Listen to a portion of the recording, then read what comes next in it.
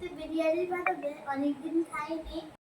Biryani chicken নেই, mutton নেই, তাহলে ডিম বিরিয়ানি, ঝটপট ডিম বিরিয়ানি। ওকে, তো হয়ে যায় ঝটপট ডিম বিরিয়ানি। ফার্স্ট 4 টুকরো আলু ভালোভাবে কেটে ধুয়ে নিলাম। এটাকে এখন প্রেসার কুকারে ঝটপট সেদ্ধ করে নেব। ততক্ষণ আলুটা সিদ্ধ হচ্ছে তার আগে আমি একটু দুধে কেশর ভিজিয়ে নিচ্ছি। কেশরটা ভিজতে থাকুক, 3টে সিটি দিয়ে আলুটা সিদ্ধ হয়ে যাক আমাদের ঝটপট বিরিয়ানির জন্য।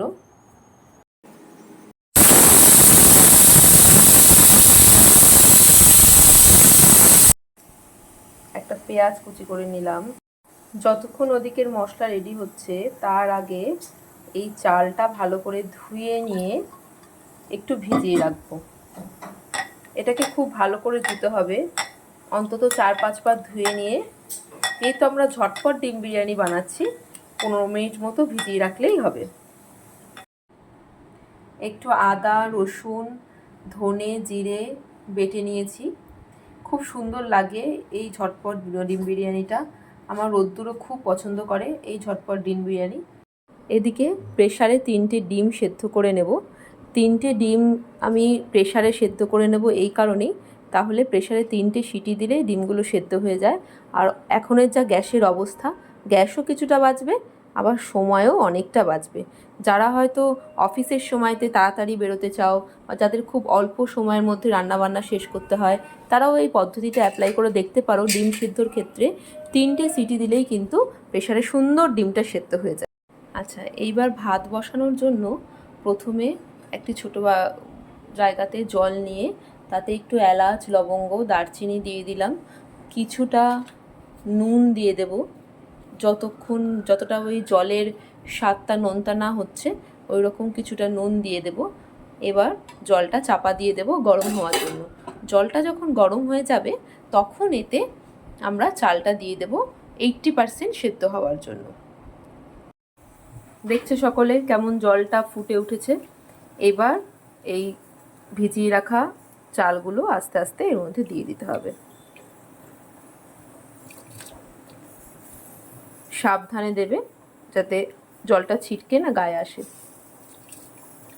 যারা মেসে থাকো বা যারা পড়াশোনার সূত্রে একা থাকো বা কাজের সূত্রে একা থাকো, তারাও কিন্তু এই ধরনের ডিম বিরিয়ানিটা করে দেখতে পারো। খুব অল্প টাইমের মধ্যেই হয়ে যাবে।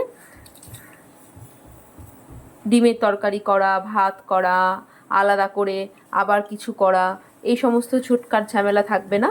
সুন্দরভাবে কিন্তু এই 1 পট মিল দিয়ে একটা মন ভরা এবং পেট ভরার মতো খাবার হয়ে যাবে।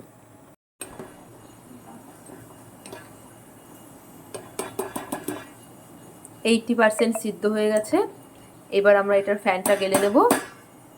আমি এই ফ্যানটা গেলে নিয়ে তারপরে ডিমের কষাটা তৈরি করব। এবার কড়াইতে তেল গরম করে, সর্ষের তেল দিয়ে অবশ্যই, তেল গরম করে আলুগুলো ছেড়ে দেওয়া হবে। আলুগুলো ভাজা হয়ে গেলে লাল লাল করে ভেজে তুলে নিতে হবে। এরপর ওই তেলেই কুচি করে রাখা পেঁয়াজগুলো দিয়ে দিতে হবে হালকা করে ফ্রাই করার জন্য। এরপর ওই ভাজা হয়ে আসলে পেঁয়াজ, তার মধ্যে আদা, রসুন, জিরে, ধনে বাটাটা দিয়ে দিতে হবে। পর্যাপ্ত পরিমাণে নুন, হলুদ,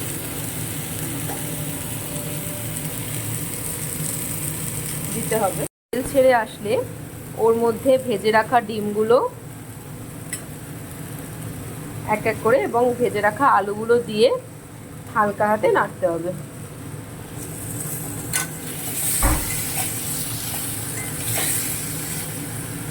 ডিমটা কষে আসলে সুন্দরভাবে হালকা করে একটু গোলাপ জল, হালকা করে একটু কেওড়া জল দিয়ে এটা নেড়ে বন্ধ করে দিতে হবে। এবার হচ্ছে ফাইনাল স্টার্ট। এবার হচ্ছে লেয়ার দেওয়ার পালা। দেখো সবাই, আমি প্রথমে একটা এখানে সসপ্যান বসিয়ে নিয়েছি। প্যান বসিয়ে নিয়েছি, তার উপর থেকে ডেচকিটা বসিয়েছি, যার মধ্যে আমি লেয়ার দেবো, কারণ না হলে না নিচের ভাতটা অনেক সময় লেগে যেতে পারে। তো আমি একটু ঘি ছড়িয়ে নিয়েছি এই ডেচকিটার মধ্যে, যাতে ভাতটা না লেগে যায়। গ্যাসটা এখনও চালাইনি।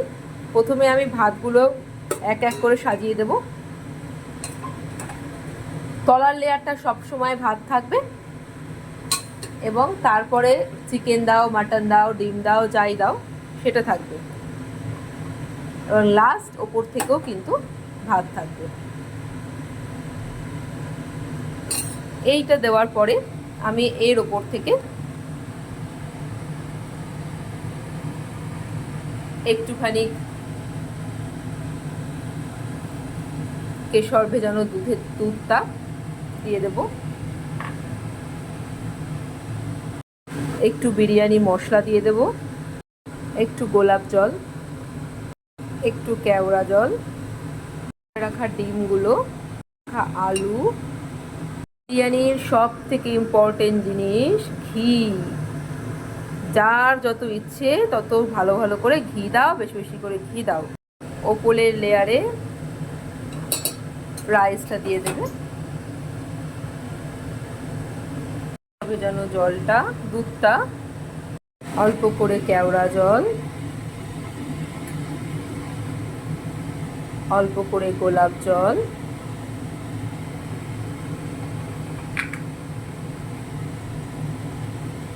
ঘি। এবার এটা ঢাকা দিয়ে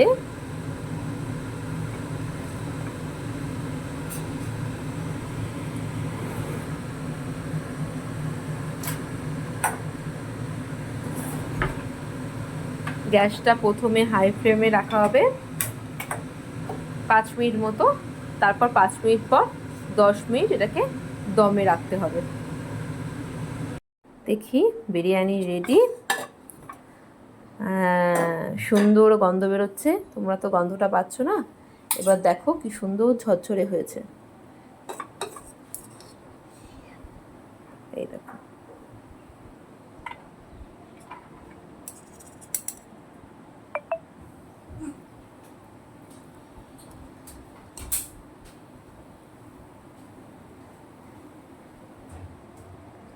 এই দেখো কি সুন্দর ঝরঝরে। একটা ডিম দিয়ে দিই রোদ্দুরকে।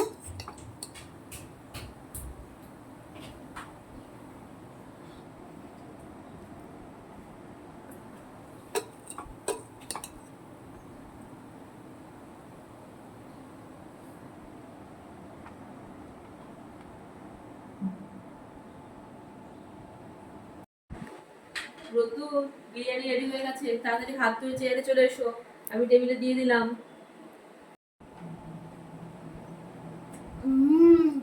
ভালো হয়েছে কিন্তু মা, আই লাভ ইউ মা। I love you two.